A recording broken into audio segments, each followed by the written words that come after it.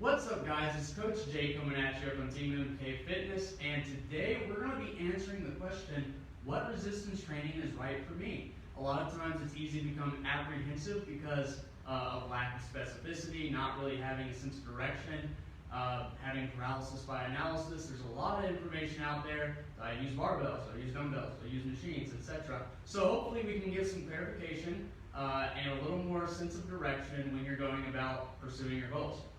So starting out with some general repetition ranges, you've probably read this or seen us preach this before. These are just general repetition ranges that typically will give you the best bang for your buck whenever you're pursuing that specific goal, whether it be power and strength. You're looking at whether it be maximum force production, like a 1 rep max, or focusing on power, which has a speed component to it. You're looking at roughly the 1 to 5 repetition range. If we're trying to add muscle mass, hypertrophy, this big word, adding muscle mass, you're looking at more of the 6 to 15 repetition range, probably more like the 8 to 12.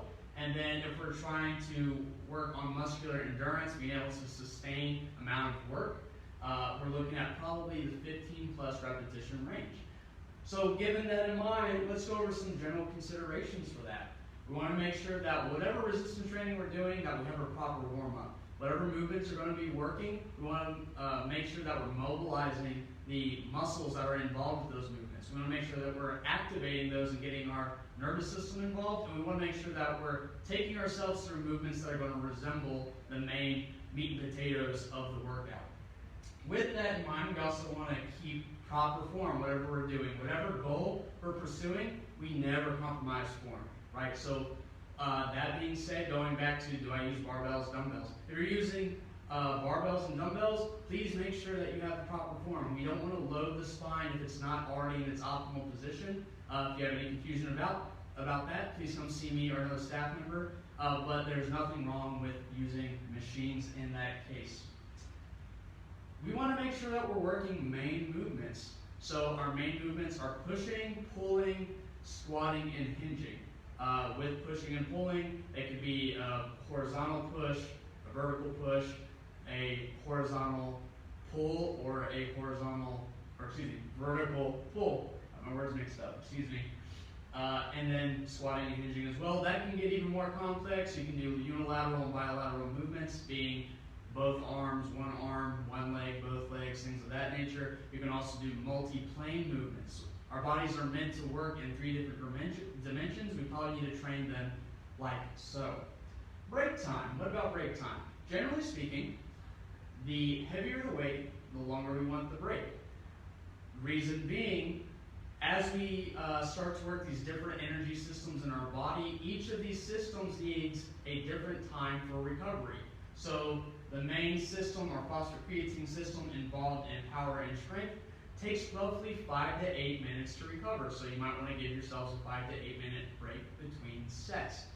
When it comes to hypertrophy, adding muscle mass, you're probably looking at a 1 to 3 or 1 to 5, somewhere between work to rest ratio. So that could be anywhere from a 90-second break to a 3-minute break there.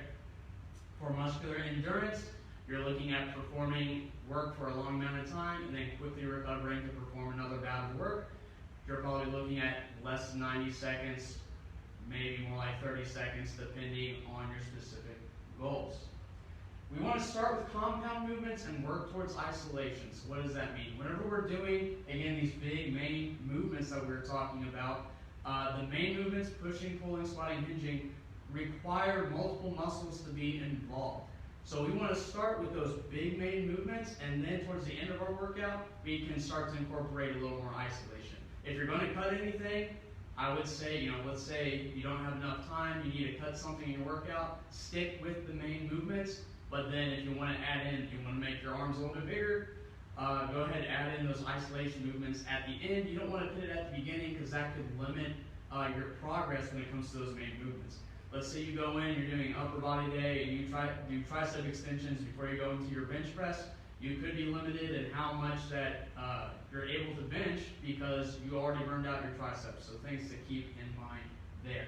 There should be some sort of progression, whether that be with the weight, whether that be with the volume, the amount of sets and the amount of work you're doing. Or maybe when it comes to muscular endurance, maybe you have a faster recovery, less break time, or you're able to perform work for a longer amount of time. Whatever that may be, whatever training you're doing should be progressive in nature.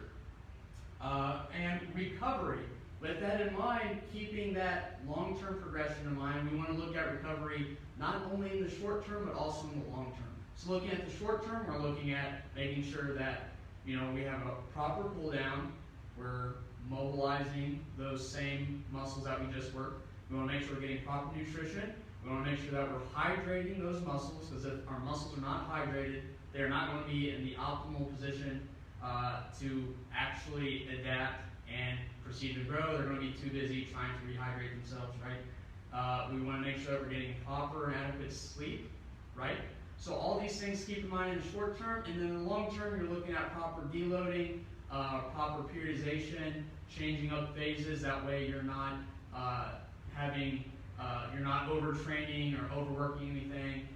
You don't have injuries caused by overuse, right? We want to make sure that we avoid all of that. So things to keep in mind. So here, just to sum up, one extra thing I want to touch on is, let's say you are brand new. How hard should I go, right? Well, generally speaking, you do any of these, you're going to find progress. I would say you probably want to be at 3 sets of 10 to start out with, and you're going to find progress in strength and power. You're going to find progress in muscular endurance. With that said, how hard should I go? You don't need to overly push it yet. Your body is ready to adapt. It doesn't take a whole lot. On a scale of 1 to 10, 10 being you're going to failure, 1 you feel nothing at all, you could probably get by with a 5 or 6 if you're new. The more and more trained you are, the closer you need to get to that harder rate of perceived exertion. So just something to keep in mind depending on where you are in your fitness journey. Guys, I hope this gave you some insight and clarity when it comes to pursuing your specific fitness goals for you, specifically when it comes to resistance training. Hope this helps a lot. If you need any more clarification, please come see myself or any other staff member. We incorporate this on a very specific scientific level when it comes to your programs. Thanks a lot, guys. Hope to see you around.